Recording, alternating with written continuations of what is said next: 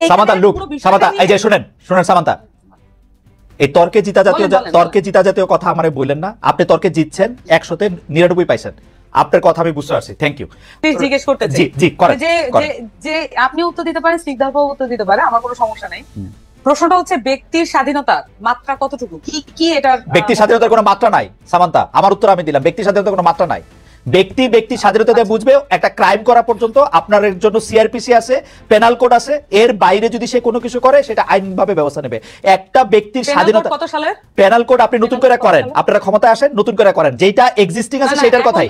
এখনকার penal code কত সালের? এখনকার পেনাল কোড কত সালের মানে কি? পেনাল কোড তো পেনাল কোড, পেনাল কোডের তো প্রতিদিন পেনাল কোডের মধ্যে অনেক চেঞ্জ আছে। এটা 1858 সালে, এই যে শেখানো পড়ানো বুলির পাশাপাশি এইটাও শোনেন, 1858 সালে যে পেনাল কোড আছে, বাংলাদেশে প্রতিদিন নতুন করে যে আইন এনাক্টেড হয়েছে গত 54 বছরে, তার মধ্যে ওই পেনাল কোডের আইনগুলি চেঞ্জ হয়েছে। গড়ে বইটা 1858 সালের, কিন্তু বাংলাদেশের হওয়ার পরে তো আইন, হ্যাঁ সবগুলি চেঞ্জ হয়েছে। হ্যাঁ, রমজানের দোকান খোলা থাকবে কি থাকবে না, রমজানের দোকান খোলা থাকবে কি থাকবে এখন আমি না আমি বলি এটা কিভাবে নিশ্চিত করতে হবে?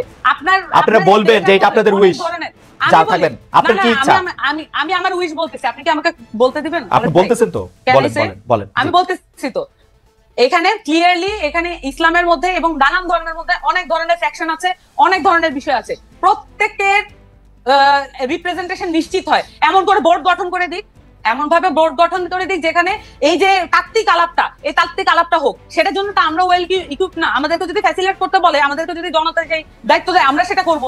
সকল পক্ষ থেকে আমরা আলেমদেরকে নিয়ে আসবো, এক বোর্ডে বসেন, আপনারা সিদ্ধান্ত নেন এটা কি হবে। কিন্তু যে কোনো একটা পার্টি এটা হ্যাঁ না বা এটা বলে দিল, আর সেটাই হচ্ছে ওই বাংলাদেশের রুলস হয়ে যাবে। ধরেন জামাত বলছে যে এটা করো, আমি বলতেছি জামাত বলছে এটা করা উচিত না, আমরা বলতেছি এটা করা উচিত, তাহলে বাংলাদেশের জনগণ কি করবে? কার কথা শুনবে?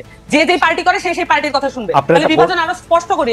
আপনারা এটা বোর্ড করে দেওয়ার পক্ষে যারাই আলোচনা করবে এবং সেটার মধ্যে আলেমরা থাকবে। আমরা মনে করি স্পেশালাইজ যে কোনো বিষয় যখন এইটার মধ্যে আপনি মনে করতেছেন যে আমি মনে করতেছি যে এটা, আমি মনে করি সেটা আপনি মনে করতেছেন এটা স্পেশালাইজ বিষয়। আমি বলতেছি ভাই, এটা স্পেশালাইজ বিষয়। আমি মনে করতেছি এটা স্পেশালাইজ বিষয়, এবং এইটা আমি রাস্তায় খাবো কি খাবো না, মানে রেস্টুরেন্টে খাবো কি খাবো না, এটা স্পেশালাইজ বিষয়।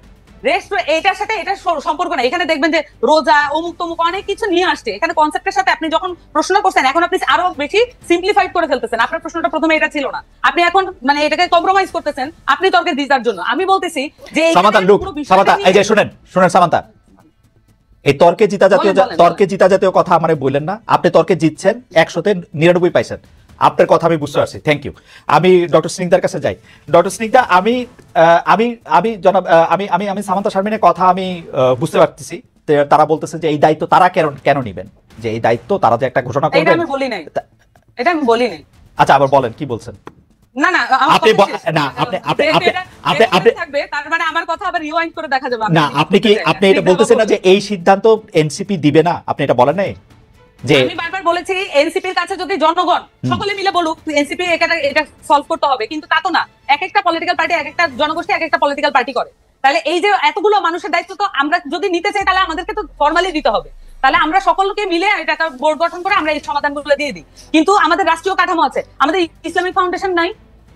এই সমস্যাগুলো সমাধান করা কি ইসলামিক ফাউন্ডেশন দায়িত্বের মধ্যে পড়ে না? তাহলে আমরা যে ট্যাক্সের টাকা দিয়ে এই প্রতিষ্ঠানগুলো চালাই, তাহলে আমরা কেন ট্যাক্সের টাকাটা নষ্ট করি? ওকে, আমি আর কিছু বলতে চাই না, মোটামুটি এটা রিওয়াইন্ড করে দেখা যাবে। আচ্ছা, প্রথম কথা হলো যে ইসলামিক ফাউন্ডেশনের প্রসঙ্গটা যখন আসছে, ইসলামিক ফাউন্ডেশনের কথাতে আমরা জানি যে ইসলামিক ফাউন্ডেশন এইসব ক্ষেত্রে আসলে ওই মানে স্পষ্ট অবস্থান নেয় না।